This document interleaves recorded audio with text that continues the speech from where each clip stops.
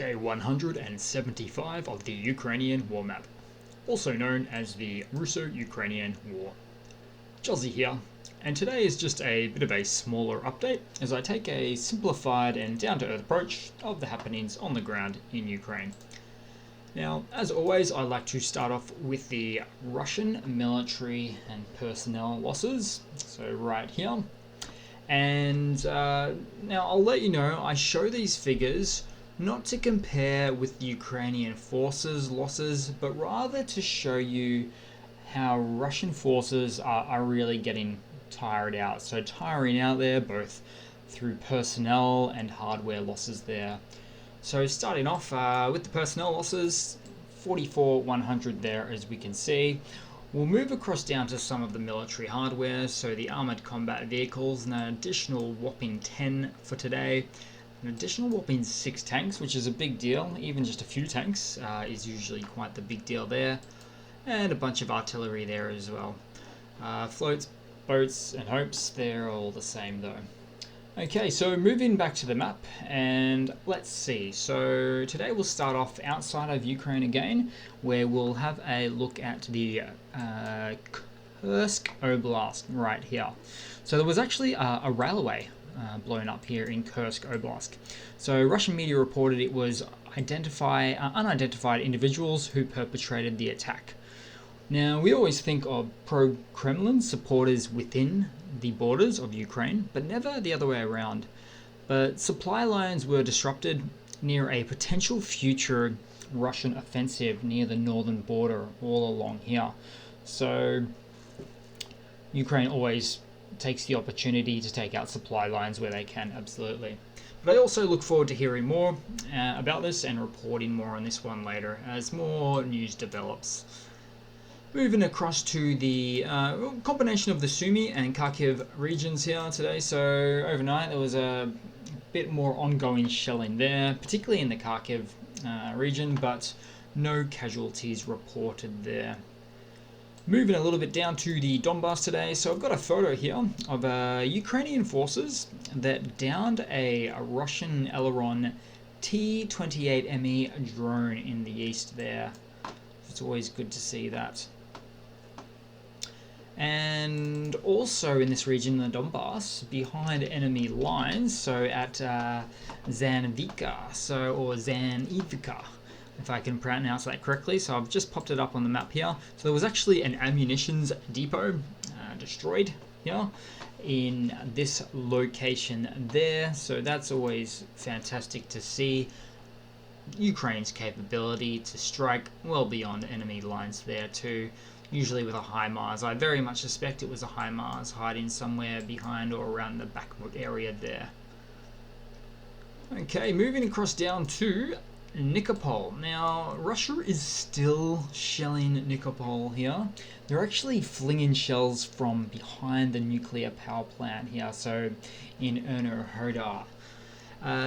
Now, if Russian forces could hide behind another 1,000 nuclear power plants to do shelling from, they probably would. Really such a dick move still. I gotta say, I'm just particularly unimpressed by this one here. Then we move down a little bit further down into the country into Melitopol. So there have been explosions reported at a Russian command center in Russian-occupied, or the Russian-occupied location of Melitopol in the last reporting period here for the last 24 hours. Again, Ukraine's amazing capability to strike well beyond the front lines of the enemy lines there. So really, really good to see. And probably the more big news of the day. So we have an explosion reported at a military airbase in occupied Crimea. So just outside of this is actually the second largest city in the Crimean Peninsula, Simferopol. And there were several explosions were heard at a military airbase in the village of Vardisk, not far from this city here. Now, it is reported that it was an unmanned drone of some type. We don't know further information, but what I can say for sure is, in light of recent attacks in Crimea, there's certainly a lot of footage now of people attempting to leave Crimea for Russia, or at least into the eastern parts of the Crimean Peninsula over here, because now in occupied Crimea, and Russians and the Russian military complex knows that nowhere is any longer safe within Russian-held or occupied territory. So literally a lot of fleeing going on. Moving to the news, Estonia, which is not available on this map. It's just a bit too far up, just doesn't seem to load. But Estonia here removed Soviet era World War II era monuments from their, just in their streets, those sorts of things there. So pretty ballsy move. Pretty proud of Estonia because they do in fact border with Russia, so it's good when they do things like that. They're really standing up to the big bear. And Finland, also border neighbor, has limited visas to Russians. Well, they've brought it down to 10% of their previous full amount. So this is another country that borders Russia that is standing up against the big bear too. So I've got to say at this point, all these bordering countries, this isn't the only news that I've reported about neighboring countries not doing pro-Kremlin things, just standing up to Russia.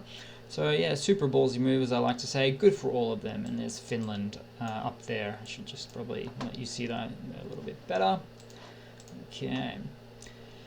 And let's see, just a little bit of not so much news today, another funny. So light way to tie off a really small video today. So this is just a funny meme about Ukrainian losses as according to Russia. Now I know the comment trolls will hate stuff like this, but it shows things Russia claims as having destroyed in the war, Ukrainian things. Now, obviously, these are either make-believe things or things that Ukraine just does not possess, like the B-2 bomber. So that's about it. So thanks for watching, guys. Smaller video today. Been a big work day in the office, but yeah, do please like, subscribe, hit that like button, show those trolls who's boss, and I do hope to see all of you guys there in the next one. Cheers.